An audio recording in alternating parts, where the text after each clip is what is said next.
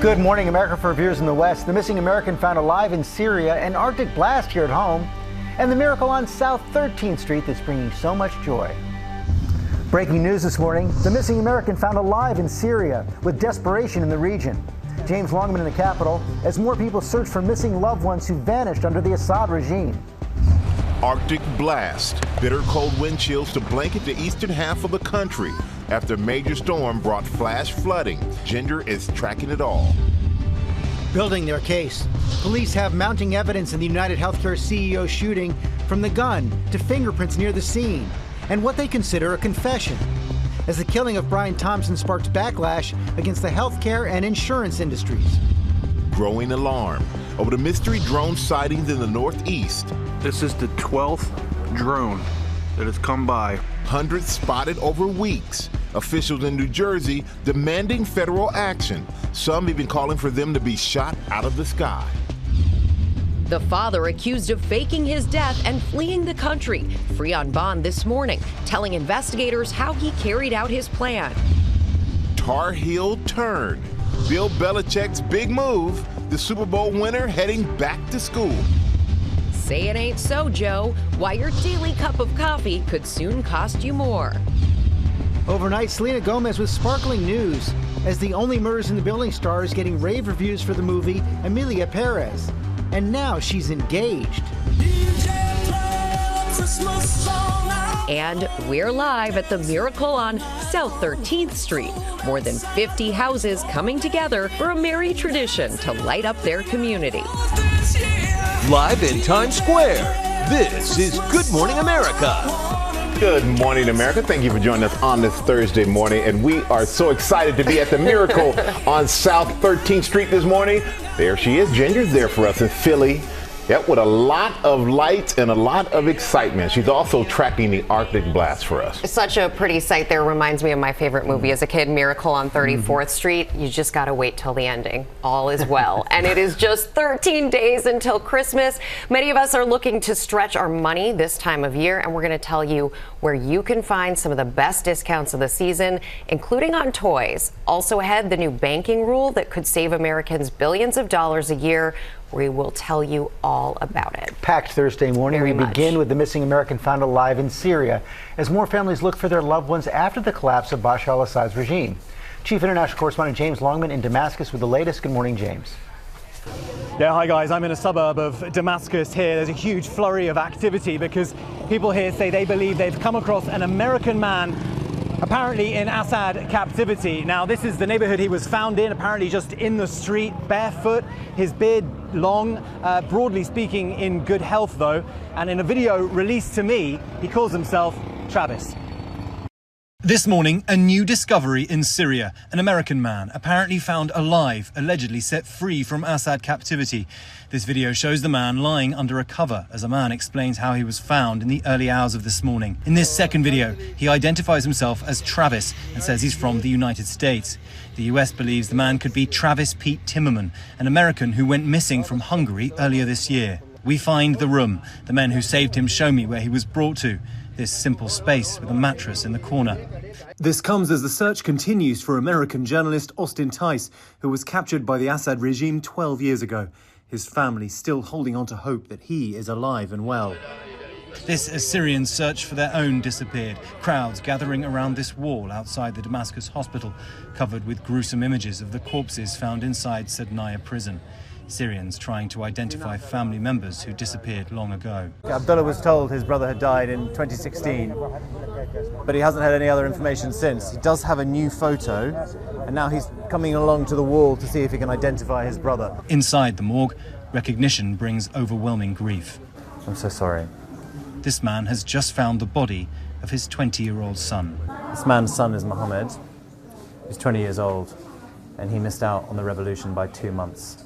He was killed 2 months ago, and he's come to claim him. He holds his living son, Mohammed's younger brother, tight. Even through the anguish, he says he feels there is a brighter day ahead. But what that future will bring is still uncertain. This morning, we come across a group of rebel fighters, and we notice one of them is wearing an ISIS badge, known as Daesh in Arabic. I asked the group about it. that this is the specific design of the ISIS flag. I asked him, is that Daesh? The world thinks that's Daesh. That's the Shahada. It's the Muslim, most important phrase in Islam. It means there is no God but God, and Muhammad is the prophet. The fighter immediately rips off the badge. To this young man, maybe, the symbol has no deeper meaning, but the message to the world about just who these liberators are is still very unclear. Now, this discovery was made in the chaos that is still swirling in this country. Thousands of Syrians are still desperate for answers about their missing loved ones who vanished under years of the Assad regime. Guys. All right, James Lawman, thank you. We're so happy that you're there bringing that to us. And we're going to turn now to the winter weather whiplash here at home. A blast of Arctic air stretching from Florida to Maine after a major storm dumped heavy rain and snow on the East Coast. Ginger's in Philadelphia tracking it all for us. Good morning, Ginger. Yes, chilly here. 25 is the wind chill right now in Philadelphia. And I'll tell you about all the cold weather that goes all the way down to Florida. But this storm came through with a lot of fervor. So in Boston, this is the Ted Williams Tunnel filled with flash flooding because some places, like in Rhode Island, had up to 4.7 inches of rain. But Boston itself, 3 inches in the last 3 days or so. Much needed rain for so many people in drought, but it also came with big time winds like 50 to 67 mile-per-hour gusts throughout parts of New England. So some trees down, and it's going to be cold picking those up today. And it will be snowy if you're in the lee of the lakes because Buffalo already getting that lake effect snow. They briefly had rain yesterday after that first big lake effect event, but then up to 14 inches has already fallen in Orchard Park. And a quick look at how deep that cold goes. Tampa has a cold weather advisory this morning, sub-zero wind chills from Chicago up to Minneapolis. Michael? All right, Ginger, thank you for that. We appreciate it. Stay warm out there. Going to turn now to the United Healthcare CEO murder. Investigations say the ghost gun the suspect was allegedly carrying when he was arrested matches the shell casings found at the shooting scene. Senior investigative correspondent Eric Katersky is here with more. Good morning, Eric. Good morning to you, Michael. The evidence really does seem to be falling into place now against Luigi Mangione, and the problem for authorities at the moment may not be the case, but how the suspect is being perceived. This morning, police say the case against suspected killer Luigi Mangione is getting stronger. We were able to match that gun to the 3 shell casings that we found in Midtown at the scene of the homicide. Investigators also say they've matched Mangione's fingerprints to prints lifted from a water bottle and granola bar wrapper found near where United Healthcare Chief Brian Thompson was gunned down. The 26-year-old remains locked up in Pennsylvania, challenging his extradition to New York. Prosecutors are undeterred. You confident you have the right guy in the shooting of Brian Thompson? Well, I'll start by saying obviously this is a profoundly disturbing, as we've alleged, murder. And yeah, I mean, we would not charge the person if we didn't think it was the person, and we're prepared to go forward. Investigators have started interviewing relatives, hoping to understand how a high school valedictorian and Ivy League graduate from a prominent Maryland family became an accused killer. His grandfather was a self-made millionaire real estate developer. The family owns a resort, country clubs, radio stations, and donates to healthcare companies in Baltimore. The Mangione Aquatic Center at Loyola University is named for the family. They had a lot of clout and have a lot of clout to this day. Thompson's murder prompting backlash against the healthcare and insurance industries. The NYPD is alarmed the alleged killer is seen by some as a martyr, inspiring these wanted posters outside the New York Stock Exchange with the names of other corporate executives. A new law enforcement bulletin obtained by ABC News includes this image of a banner invoking the words found on the shooter's bullets. The bulletin warning many social media users have outright advocated for the continued killings of CEOs, with some aiming to spread fear by posting hit lists. What do you make of people celebrating the murder of Brian Thompson, or someone who sees in the suspect someone to take inspiration from? Celebrating this conduct is abhorrent to me. It's deeply disturbing. And what I would say to members of the public, we will be vigilant and we will hold people accountable. We will do that. United Health emailed employees overnight telling them what you do matters. But there's real fear the murder of Brian Thompson has revealed a deep sense of frustration and anger aimed at the entire health insurance industry. Yeah, and that fear is really real, really real. But what is the reward of the status, of the reward? There was some, $50,000, $60,000 offered. It's still being worked out, and apparently there was some question as to whether, because 911 was called and not Crime Stoppers in New York, whether it should actually be. Oh, come on. But really? Look, if it weren't for the heads-up customer and employee so at the McDonald's. It's more of a split thing, right? It should be a split thing with the feds getting involved, but they seem to deserve it. Otherwise, there wouldn't have been a break in the case. And let's hope the guy who called 911 gets that reward in the end. Okay, Aaron, thank you. We're turning now to the deepening mystery of those drone sightings in the Northeast. There is growing frustration over the lack of answers, and Ariel Reshef was here with the latest. And this has just been such a bizarre story. Ariel, good morning. Bizarre and unsettling. Rebecca, good morning to you. After weeks of those sightings, lawmakers in New Jersey expressing concern and frankly anger, demanding action. They want to know where these drones are coming from and how they're continuing to fly over sensitive areas, some even suggesting the drones should be shot down. There's one. This morning, mounting fears with hundreds of mysterious drone sightings over New Jersey and Pennsylvania, night after night, for weeks. They're just pacing back and forth, going very slow. Officials in New Jersey now demanding action from federal authorities, meeting with Homeland Security Wednesday. It scares the bejesus out of me. You have to tell me, in this day and age, 2024, that somebody can be flying drones over northern New Jersey and we have no clue who it is, where they're coming from, or where they're landing? That's unacceptable. A New Jersey legislator also in that meeting, posting on X that the drones appear much larger than typical hobby drones, in some cases up to 6 feet. They often fly with their lights off, making them harder to detect. Between 4 to 180 sightings per day, most often between 6 and 11 p.m. The unidentified aircraft spotted in the skies above military installations, neighborhoods, and even President-elect Donald Trump's Bedminster Golf Club. This is the 12th drone that has come by. The FBI investigating, but still few answers. You're telling me we don't know what the hell these drones are in New Jersey are? Is that correct? That's right. It's crazy. I mean, that's crazy. The Pentagon Wednesday striking down claims that Iran is behind those drones. Our initial assessment here is that these are not drones or activities coming from a foreign entity or adversary. And some lawmakers in New Jersey are echoing the frustration, calling for a limited state of emergency. They want all drones in that area in the state's airspace banned until the public has some answers here. And as for the calls for the drones to be shot down, the FAA says only law enforcement can take that action against an aircraft. And with drones flying over these populated areas, that can be extremely dangerous to the public, guys. So it's really confounding. Boy, it really is exactly what I was thinking. Thank you, Ariel. We're going to turn now to the resignation of FBI Director Christopher Wray. We'll step down before Donald Trump takes office after the president-elect announced that he intends to replace Wray with a longtime critic of the Bureau. Chief White House correspondent Mary Bruce has the story. Good morning, Mary.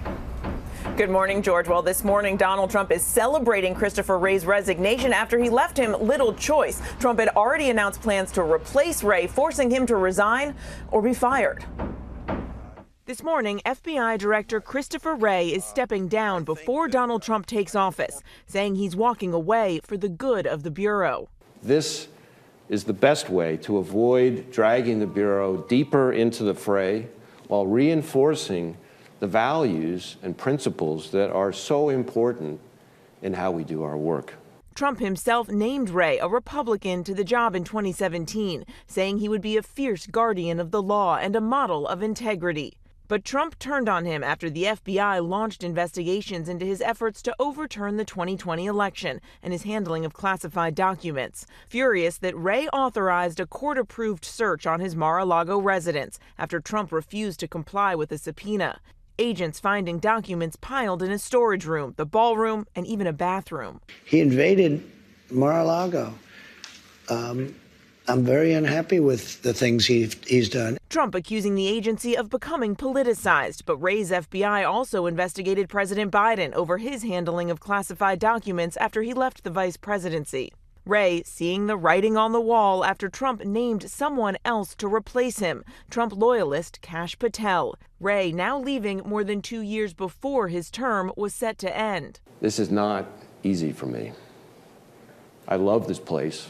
Patel is a hardliner who has vowed to go after Trump's opponents. We're going to come after you. Whether it's criminally or civilly, we'll figure that out. He's already been making the rounds on the Hill, hoping to win over support to be confirmed. Mr. Patel, Christopher Wray just announced he's resigning. What's your reaction? We look forward to a very smooth transition, and I'll be ready to go on day. Are you going to be seeking retribution against Donald Trump's political opponents, sir? Now, Democrats this morning are sounding the alarm. FBI directors serve 10-year terms in part to avoid presidents being able to politicize the role. And Democrats are deeply concerned now about the independence of the FBI, especially after Donald Trump fired his first FBI director, James Comey, for not being loyal enough, and now is forcing Wray to resign. Rebecca? Well, and Mary, Trump's now picked a loyalist and an election denier as next director of the Voice of America. Yeah, Rebecca, he has. Carrie Lake is a former local TV anchor turned staunch election denier. She spread misinformation about the 2020 election, and she ran and lost Senate and governor races in Arizona. She's also viciously attacked the press, despite being a former reporter herself. Now, Donald Trump has been criticized in the past for trying to turn Voice of America, a federally funded outlet, into a pro-Trump news service, and he did in his announcement hint that Lake, a loyalist, could help reshape its coverage.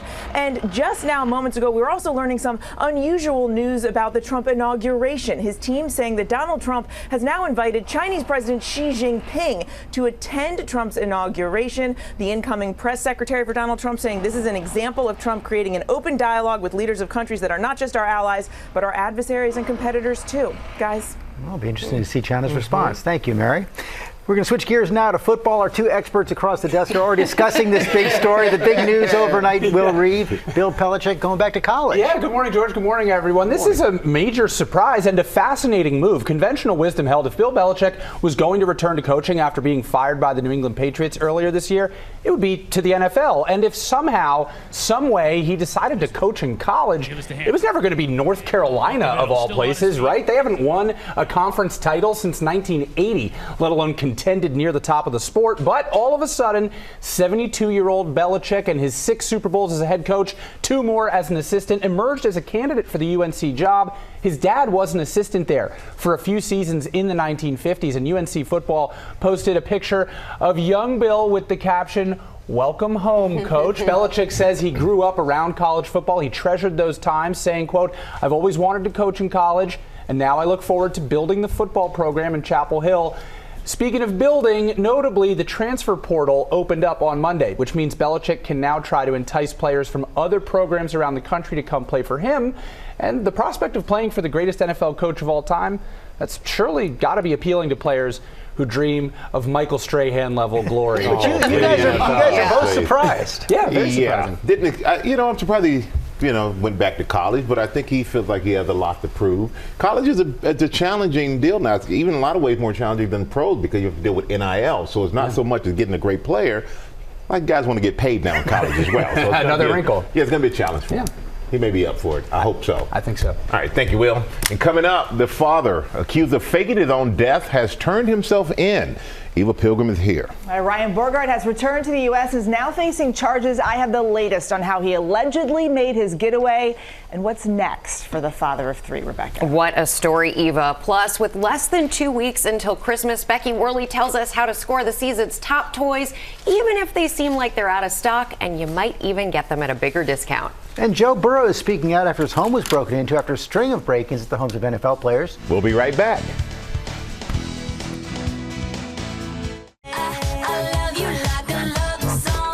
Welcome back to GMA. We have big news from Selena Gomez overnight. She is engaged. She's sparkling even a little more than she always does, and we have the details coming up in Pop News. Good news for her. We're pulling a lot of headlines right now.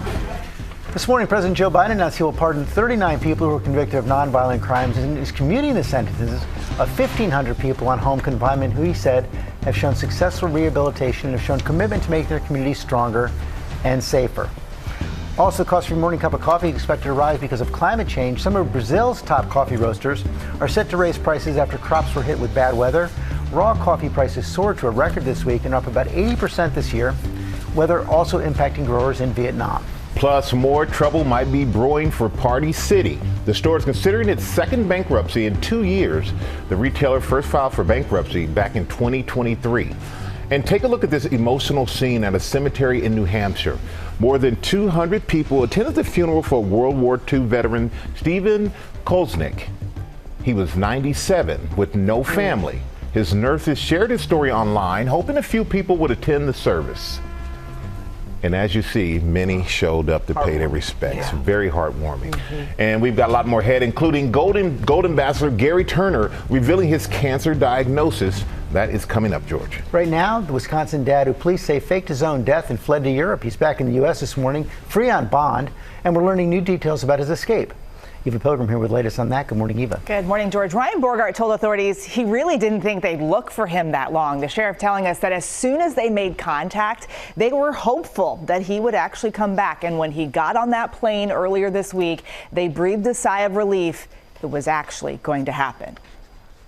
This morning, the father of three accused of faking his own death and fleeing the country, now back in Wisconsin facing local charges for obstructing an officer. You do have the right to an attorney. You can hire your own. I can't pay that money, so I'll defend myself. Ryan Borgart voluntarily turning himself in Tuesday after a months-long search. The 45-year-old telling investigators how he carried out his plan, saying he had spent a great deal of time researching how to disappear.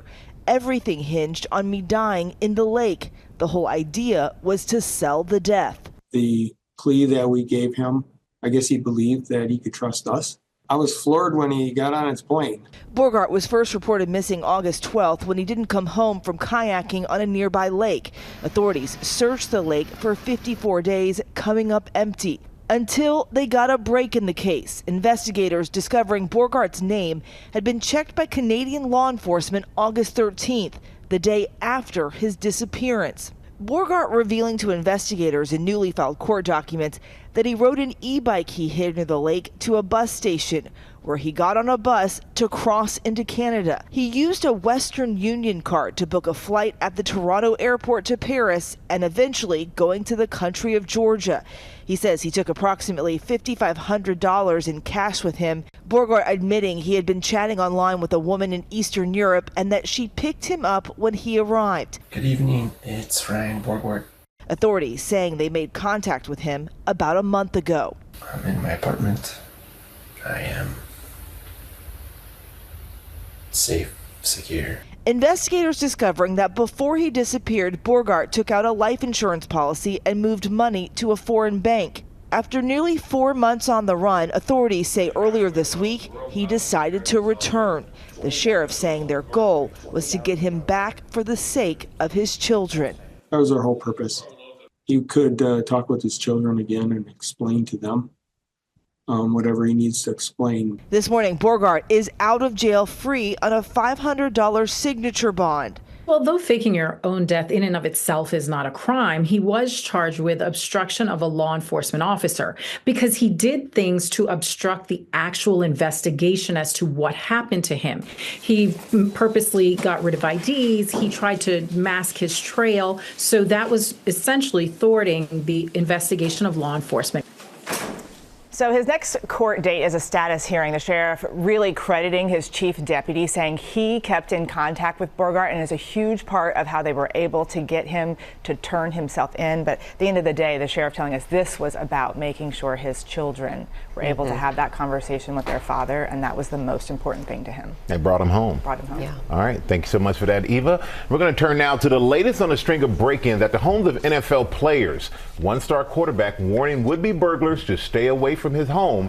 He's revealing the severe security measures that he has there in place. Morgan Norwood is here with more. Good morning, Morgan. Hey, good morning to you, Michael. That's right. Some of the NFL's biggest names are speaking out this morning about that recent rash of home break-ins. Cincinnati Bengals quarterback Joe Burrow, whose home was broken into on Monday night, opening up for the first time about the incident, saying the biggest hit isn't even the break-in, rather the loss of privacy that comes with being in the spotlight.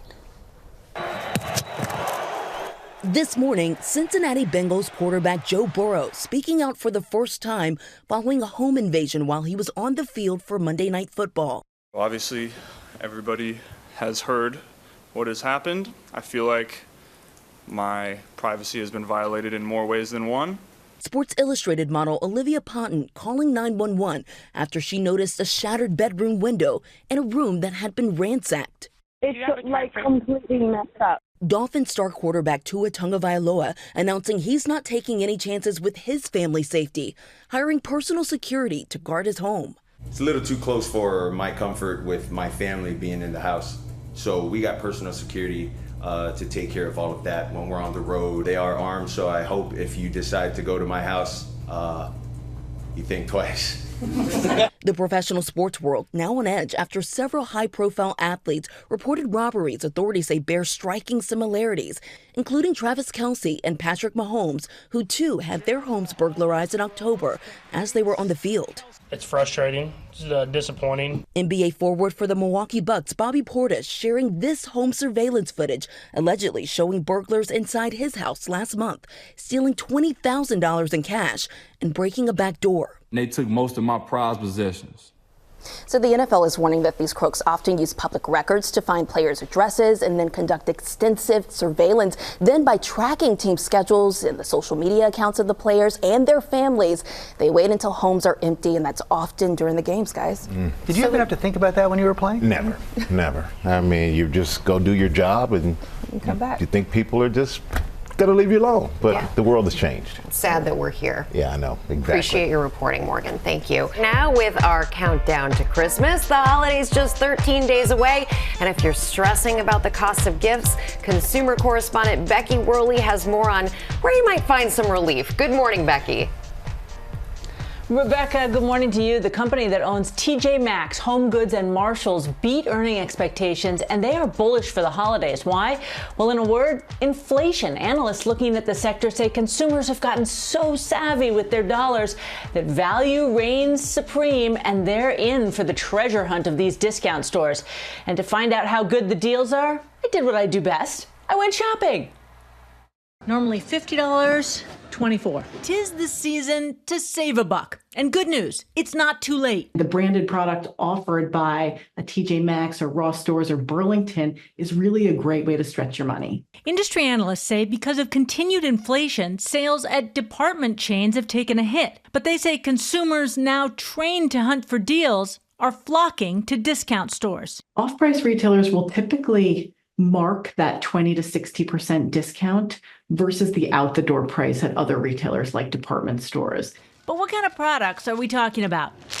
Consumer shopping team, assemble. I checked out TJ Maxx, Burlington, and Ross in California, while my producer Sarah went to the same stores in New Jersey. We found deals on kitchenware, beauty gadgets, and real savings on holiday decor, and real savings on wrapping paper. 75 square feet of gift wrap for $6.99. But let's talk gifts. At TJ Maxx, I found this American Tourister suitcase. Normally $88, $49. My producer Sarah went upscale. This Tory Burch purse, which is currently on sale at department stores for $228, was $179 at TJ Maxx. That's nearly a $50 savings. And this year, one big change, so many of these discounters have a lot of toys. Whole portions of the store had makeshift toy departments and some popular items. Squishmallows of the same size were at 2 stores. At Burlington, this one was $15.99, now $11.99. $4 off and still squishy.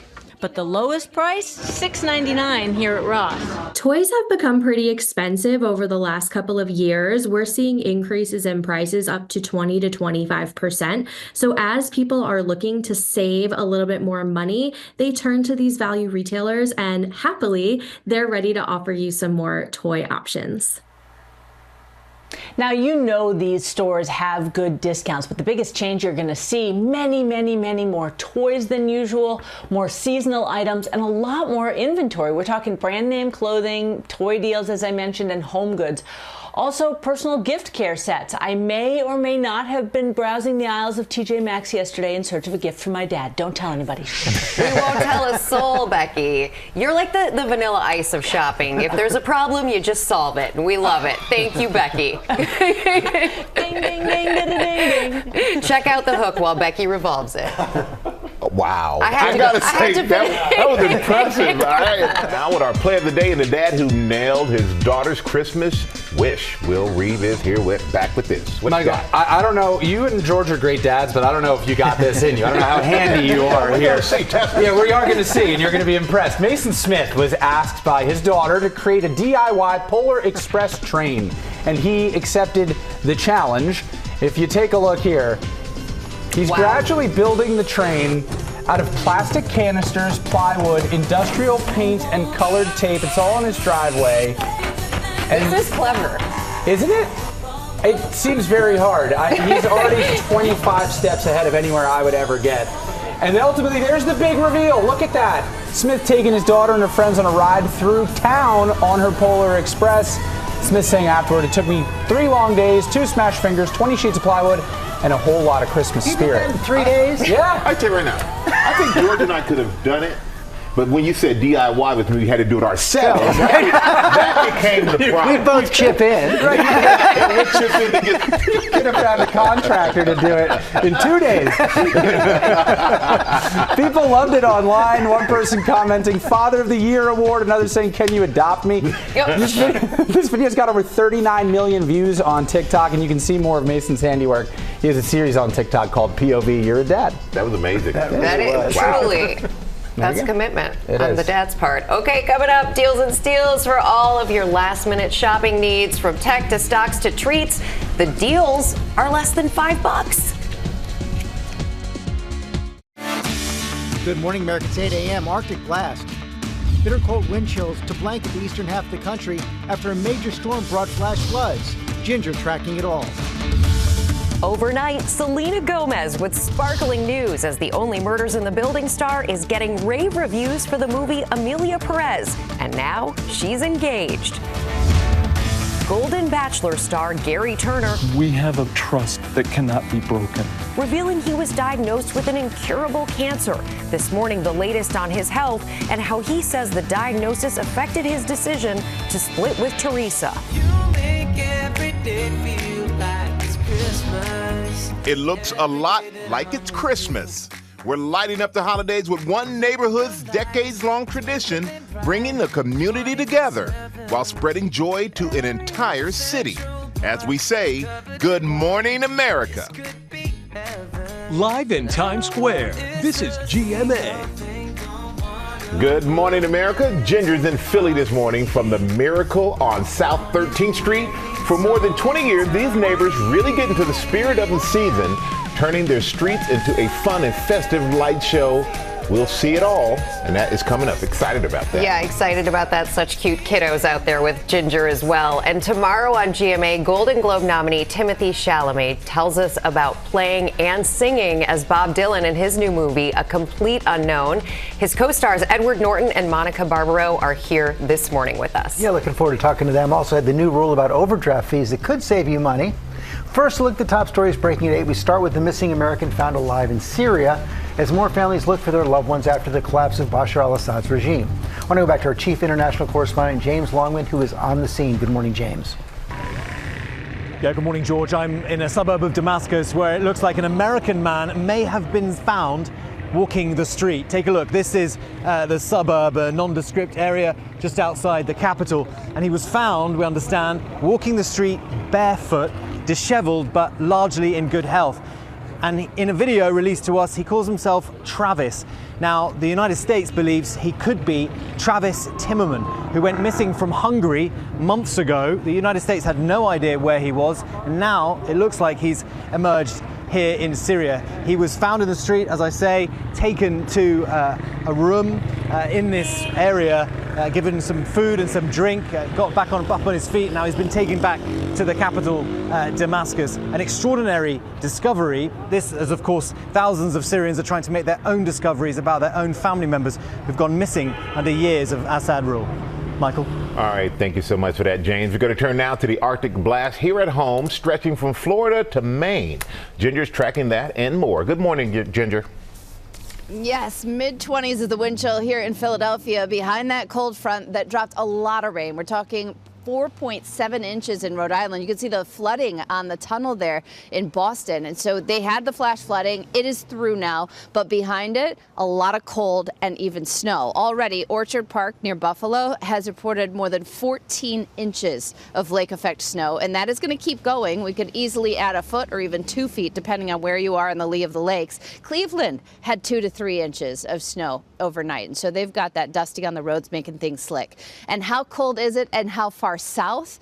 All the way to Florida. Even Tampa has a cold weather advisory. Their wind chills still above freezing, but for them, very cold. Then a lot of those sub-zero wind chills from Chicago, 11 below the feels likes, up in northern Minnesota, 20 below. Rebecca. Wow, at 20 below. Ginger, get some warm cocoa, and we'll see you in a few. We're turning now to the new rules, which would save Americans billions of dollars a year in overdraft fees. Elizabeth Schulze is in Washington with those details. Good morning, Elizabeth.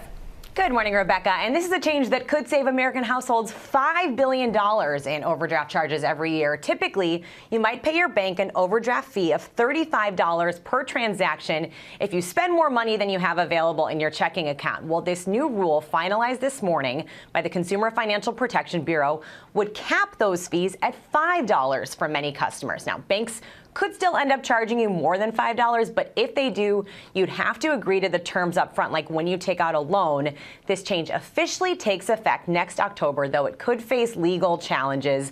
The banking industry group Consumer Bankers Association saying in a statement, the rule jeopardizes access to overdraft services and disregards bank-led innovations.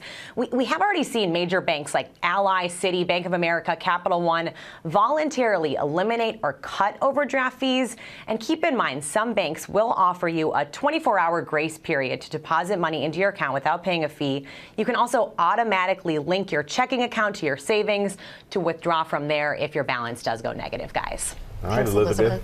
Thank you for that. Coming up in our GMA Morning Menu, honoring ESPN's Stuart Scott and shining a light on the racial disparities in cancer research. Also ahead, the Dallas Cowboys cheerleader who scored big when she took to the field without her wig. Plus, with just 13 days until the holidays, Tori Johnson here with Deal and Steals for your last chance shopping. Also, great gifts including Bombas socks starting at less than $5. And Edward Norton and Monica Barbaro are here to tell us about their Golden Globe nominated movie about Bob Dylan. It's all coming up on GMA.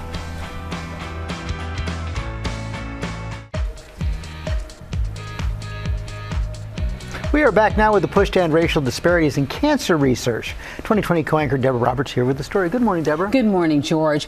All of us here in this building, and of course all of you at home probably likely, have been touched by cancer in some way. It's a disease that really doesn't discriminate.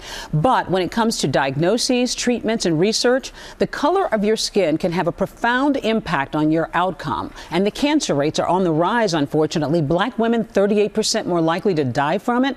Well, one organization is doing all it can to change that.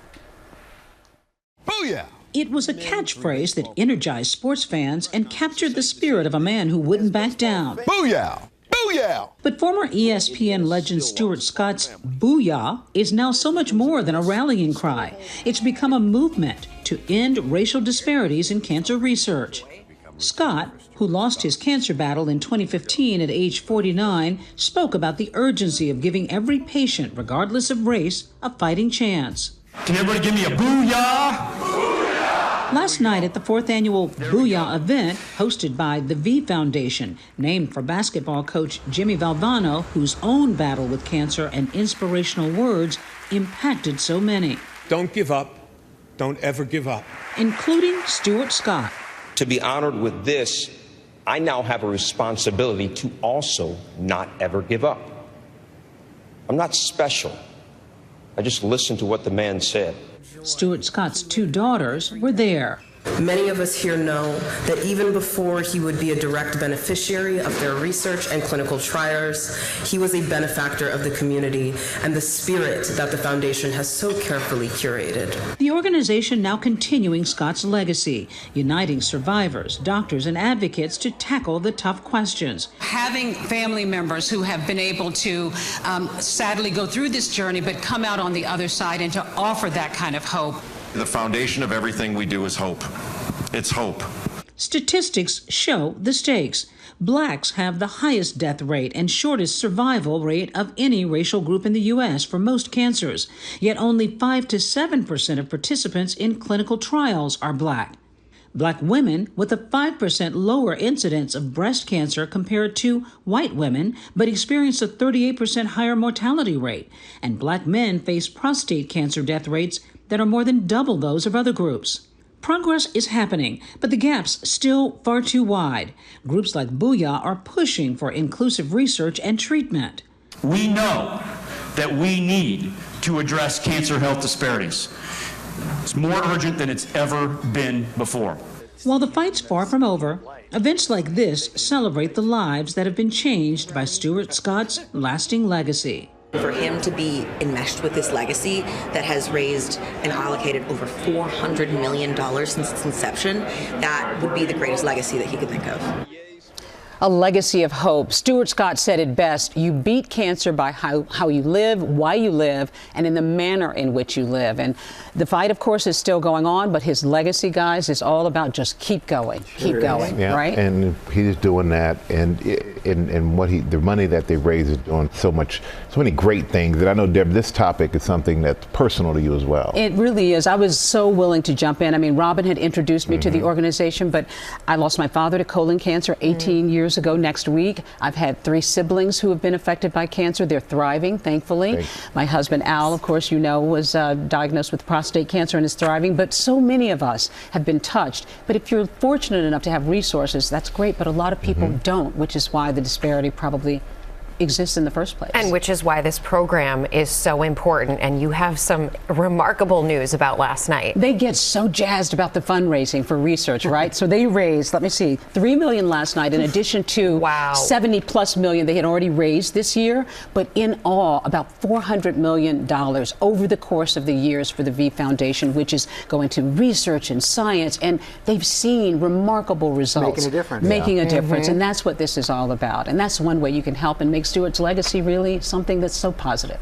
Thank you, Deb. Of course. All right, Will is back with some pop news. What you got, bud? I got a lot to celebrate here. We're going to start, guys, with Selena Gomez. She's having a huge week. Just days after her 2 Golden Globe nominations for Only Murders and Amelia Perez, the singer and actress just announced her engagement to record producer Benny Blanco. Selena sharing the news on Instagram overnight, captioning it, "Forever begins now."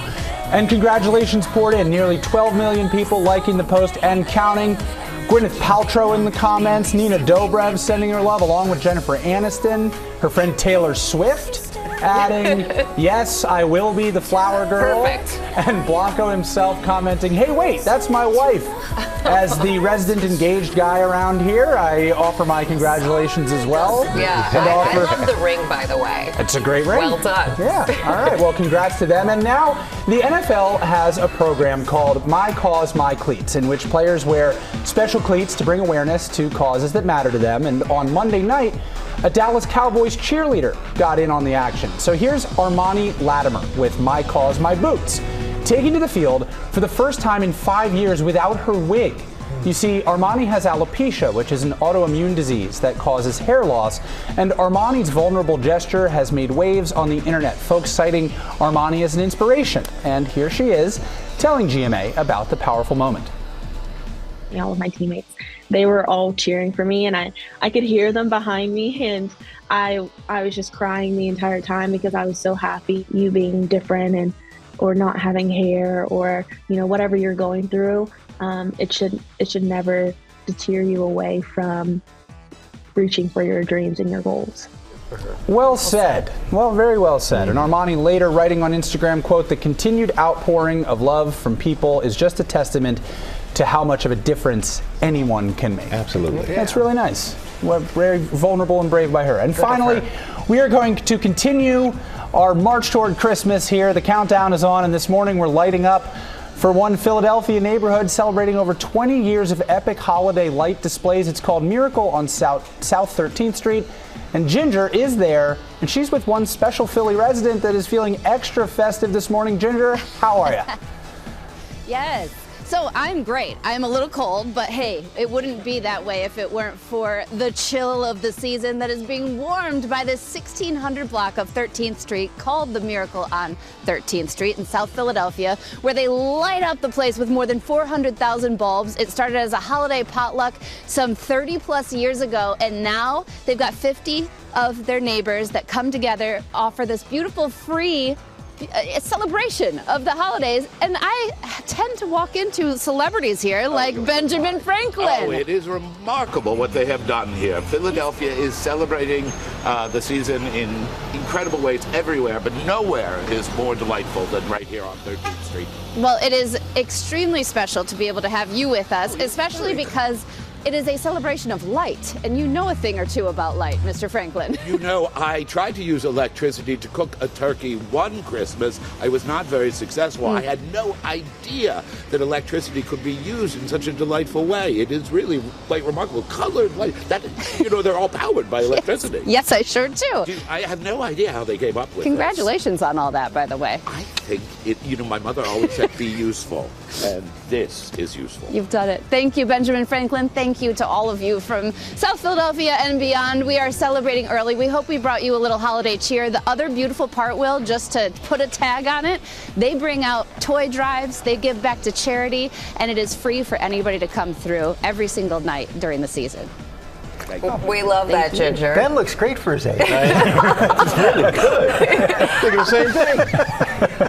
Thank you to Ginger. Thanks to the cute kids. And we're going to head over now to Deals and Steals. There's just 13 days until Christmas. This morning, Tori Johnson is here. Hi, Tori. Hi. And everything you've got here today is from a small business. And we're starting with a fan favorite. Right here. Great stocking stuffer, too, by the way. Bombas. You guys have been waiting for Bombas, and it is here. Before we even talk about the socks, this is a company, as we know, with a mission to help those in need. For every item Bombas sells, they donate one to someone in need. They have donated more than 100 million items to people in this country, and so you can feel good about your purchase, literally and figuratively. And we've got a huge selection of socks, obviously what they're best known for men, women, and kids.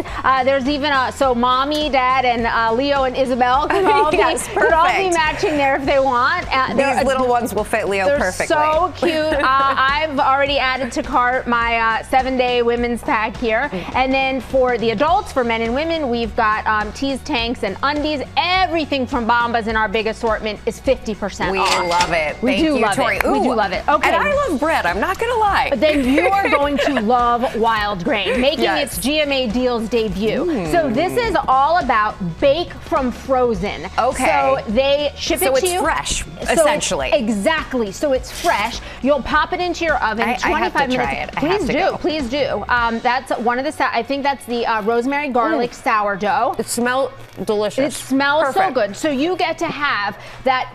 They call it good carbs, right? Because they're all really, really good ingredients. So you get to have bread and cookies that are baked fresh from your oven without having to do any of the hard work of the actual baking. The cookies, I am telling you, are insane. Please do. Here comes Michael.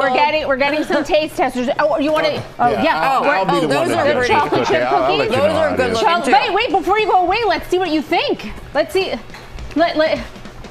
I adore the Explorer say delicioso. I mean, they're so good. Thank you get all of this in the box, including that butter right there is pretty fabulous to add. I had made you some, but you already you swiped a piece. So this will be for myself, your Tori. next snack, please. $59 and free shipping from Wild Grain. It's phenomenal. This is phenomenal. excellent. Okay, this is also phenomenal. Cute. This is extra. This is the wallet that it makes it really easy to see all of your cards. Let me do it again right there. There you go. Just in one click. It's just fun to do. In one flip click. that out at the restaurant. Look at me. There you go. You fan out all of your cards. So this is an easy way to stay organized on the go. We also have their tracker cards that you can pop into a wallet, even your own existing wallet. Doesn't have to be this one. That's going to help you locate missing items in seconds. Everything here 50% off starting at $24.50. Sounds great. Okay, picture keeper. What I love about this, Yes. easiest way to back up photos, videos, contacts on your phone, tablet, computer. Works with both iPhone, Android, Microsoft, and Mac. Yes. And it's super simple. You download the free app, plug this in. It does all the work for you. It will even skip the duplicates to save space. So if you are changing phones, changing computers, running out of storage, or just want the peace of mind of a backup, Picture Keeper is for you. Huge savings plus free shipping today from Picture Keeper. And security too. I know a lot of parents who are thinking about pictures in the cloud, and this changes that. Exactly. Okay, if you are low on juice on the go, you want to reach in your wallet for your Aqua Vault. Yes. Easiest way, the cords are already built in for you. And it's not heavy. It's not heavy at all. It's ultra thin, like the size of a credit card. And what's great too is that it will also show you, there's little LED lights there that will show you how much battery is left on them. Easiest way to stay charged up. 50% off. They're $29. Little pro tip, when you buy two, you get free shipping. So that's a good one for deals. Nice pro tip there. And finally, my favorite, Spongel, our biggest assortment ever. These are the body wash infused bust buffers. You want to do, this is a mold cider. So if you over this, give that a good squeeze, facing the camera. Look at all of that. This makes bath time really fun. It makes bath time so much fun. It smells really good. I even have a paper towel there for you, but smells so good. And it's got just so much joy. The amber's a personal favorite. We've got all of their scents. There's something for everyone, including, I put these back here to show you the Supreme buffers for the men in your life. Okay.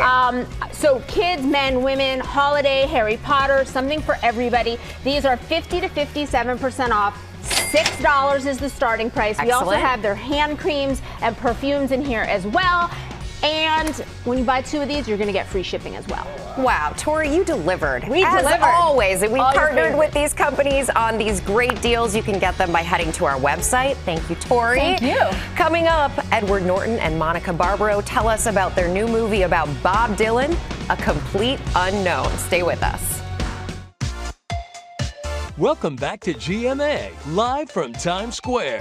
We're out here in Times Square with 3 contestants about to battle it out. I want to inspire caregivers. I'm going to show this coach has moves. I want to make my students proud. They're about to find the cash and say, Good morning, America! The race is on. Welcome back to GMA. Lori's going to help those 3 contestants get ready to compete in an exciting game for some money this holiday season. That is coming up in just a few minutes. Michael? All right, we're looking forward to that, but we're looking really forward to this. We have 2 of the stars of A Complete Unknown, the new movie about Bob Dylan, and they're with us this morning. Edward Norton, who plays Pete Seeger, and Monica Barbaro, who plays Joan Baez. Welcome, you two. And I'm going to start out by Everett, congratulations. Golden Globe nomination, Best Supporting Actor. The film also received a nomination as well. And in this movie, it's about a very specific period of time in Bob Dylan's life. Yeah, it only covers it covers from about 1961 to 1965. This very short window where he came out of nowhere in New York City and came here to New York and in a very few short years went from truly an unknown kid to a cultural icon, who really was being called the voice of his generation and whose music was defining, the social progressive movements at the time. And it's just a very intensive look at that window and the collisions between him and Pete Seeger and Joan Baez and a number of others who were at the heart of that folk music scene. And Joan Baez was also a voice of her generation, but you didn't have much musical background before you took on this role? No, I was not a singer. I didn't play guitar, but I had some time.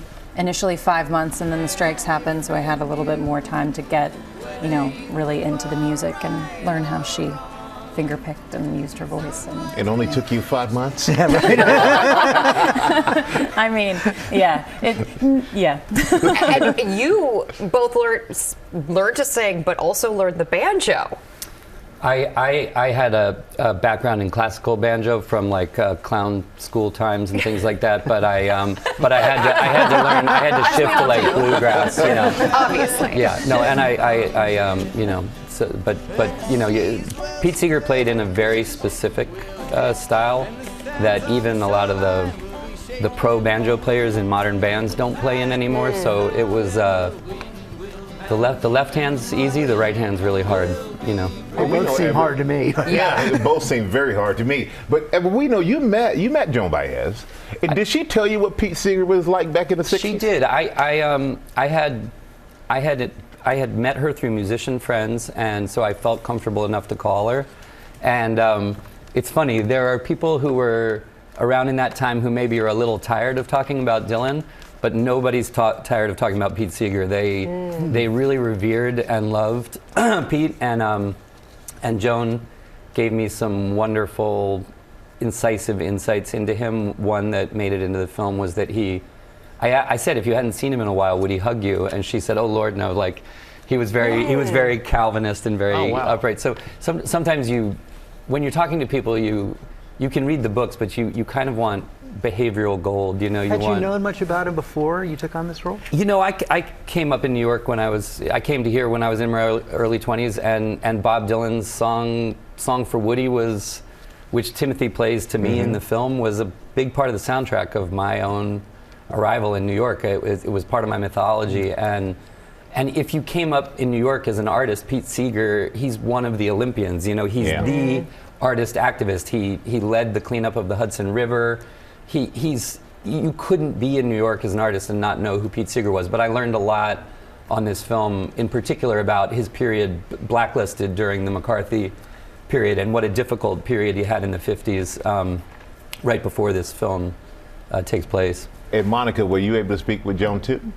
Yeah, I was very lucky that she was willing to give me some of her time, and I knew that they had spoken, so I felt like, you know, it wouldn't be that. She said, you know, you can tell Monica she can call me. Did you? Yeah. Oh my God, I didn't know that. When I got on the phone there, she said she was saying to a friend that she was hoping I would reach out, so I felt very validated in my decision, because you never know. It's like, you know, it's very close to a person who they've been, and like, you don't want to, I don't know. It's just, it can be a really daunting task to take on, you know, a role like this when you admire someone so much. And I was just, I mean, she's still on a pedestal for me, and so I wanted to make sure we had like a really nice conversation, and also didn't, you know, that I didn't give too much of the film away in any way, but also, you know, could kind of just learn something from her. And I just felt so lucky that she was willing to speak to me. And you know, in the clips we've seen, Timothée Chalamet seems to embody Bob Dylan, and as an actor, he's all in, isn't he? He was in an amazingly consumed and profoundly committed state. People in sports talk about being in kind of in the zone or in a flow state. You know, I really did feel that Timothy got in that best of places an actor can get, of existing within the skin of the character, and his discipline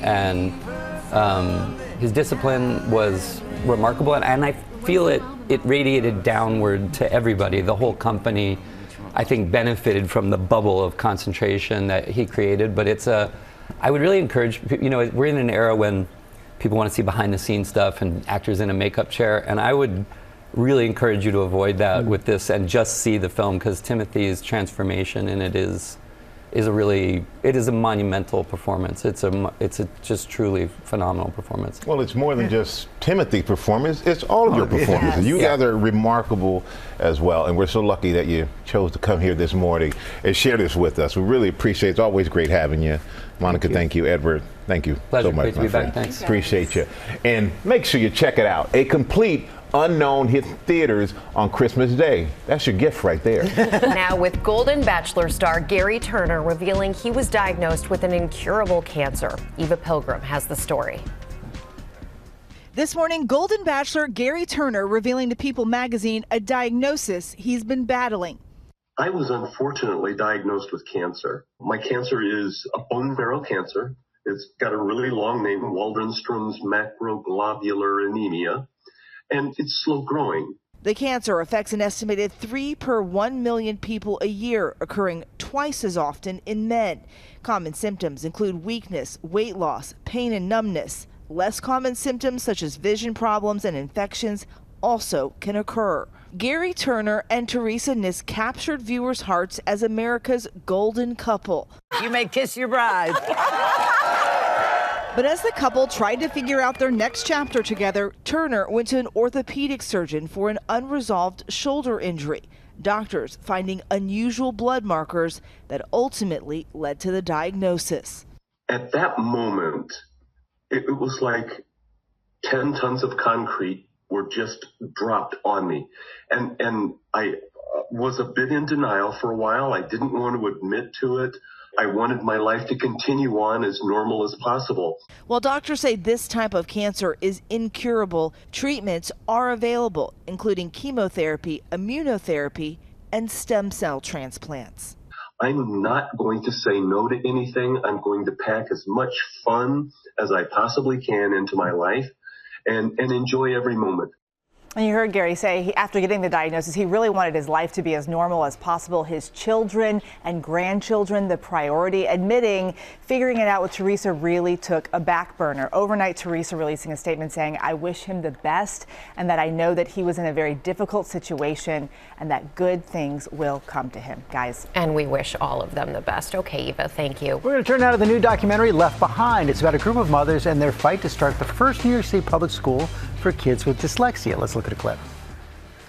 My son is in the 2nd grade. He cannot read. He cannot write. If I don't support him, I know what lies ahead in this country for him.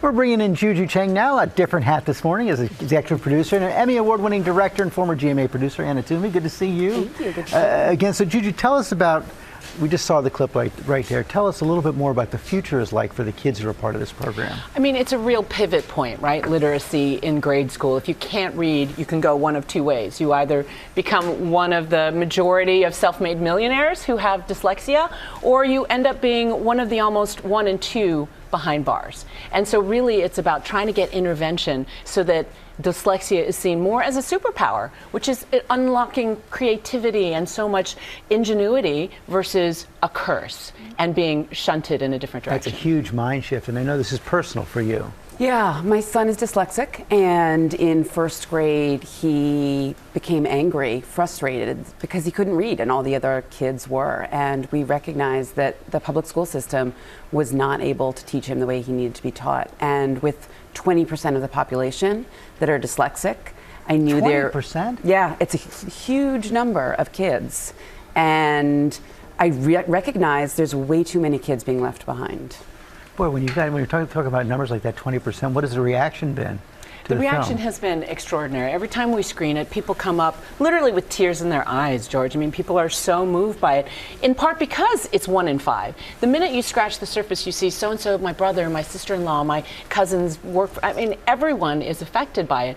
And what you see is this intergenerational frustration. You see parents who are frustrated trying to get help for their kids, and you see the kids frustrated and angry trying to figure out how to get around it. We also see this school, the South Bronx Literacy Academy here, this public school in New York. They've been going through this for about a year right now. How's it going?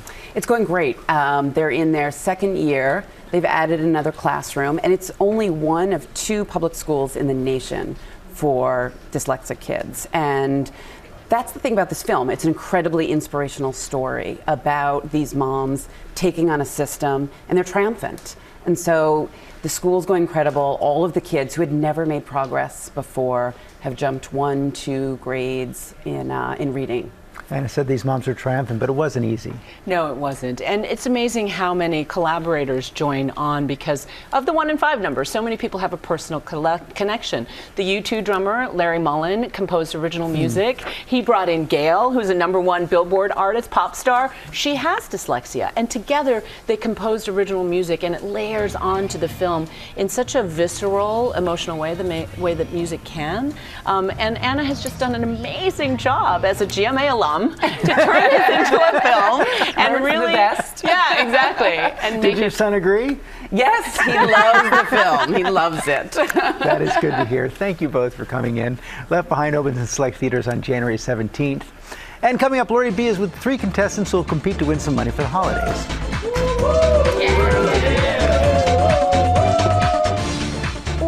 Back on on GMA, playing a little game we like to call Find Me the Cash. Yes, I'm here with our lifestyle contributor, Lori Bergamato, and 3 contestants who will compete to find the most cash and win the most money. It's that simple. Let's meet our 3 contestants, starting over with you, Olga. It's so nice to see you here. Love the earrings, by the way. Thank you. You run a senior companionship and caregiving services company called Care by Olga. What's the plan today? You ready to win this thing? My business is taking care of people, but today I'm taking care of business. She's been watching The Real Housewives, I think. so. And then we have Saquon. Hi, Saquon. He's a dad and the head football coach at Teaneck High School in New Jersey. So, Coach, we know that you know how to win on the field, but what about this GMA studio? I might not be running on the field today, but I'm here to score a touchdown. Oh, yeah. You touchdown everywhere. And Jane is a special education teacher in Brooklyn. Jane, are you ready to give these players a run for their money? My students call me Miss Jane, and I'm here to bring the pain. Lori, can you tell us what this game is all about and how the whole thing's going to work? Indeed, I can. These competitors are about to work to put some cash in their pocket because 'tis the season for cash backing. This segment is sponsored by Chase, and their Freedom Unlimited card members can feel the joy this season by earning cash back on everyday purchases, including 5% back on travel booked through Chase Travel, 3% back from dining and drugstores, and 1.5% back on anything else. Okay, so Lori, you have even more holiday cheer? Indeed, I do. Yes, it is the Chase Freedom Holiday Train making stops nationwide to spread holiday cheer through the 22nd, and you can check out Freedom's cash-backing Holiday Village, opening this weekend in the Chicago area's Woodfield Mall and Nashville's Mall at Green Hills. Next stop, Washington, D.C. Oh, wow, that's cute. Yeah. And here is how the Find Me the Cash game is going to work. We're going to put 20 seconds on the clock for each station. When we say go, guys, you are going to look for as many coins as you can. First, in the gifts under the tree. Then you move over to find the coins in the suitcases and the dining table.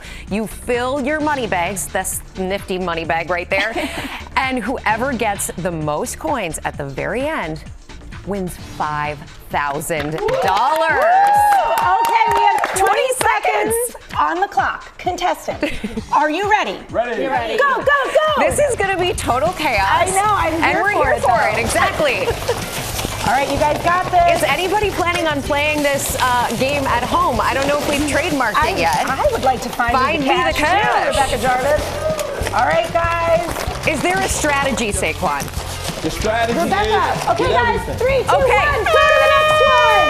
Here, we're off to the here. next. In the suitcases. All right. Oh, wow. I don't know. Does anybody have an early lead here? There's some good coins. I mean, It's hiding in the jammies. Yeah.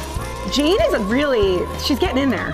I do think I want to play this. 3, 2, 1. Okay, guys, go to the next station. I'm just putting it out there. We're visiting my husband's family, the Hansons. We're playing this.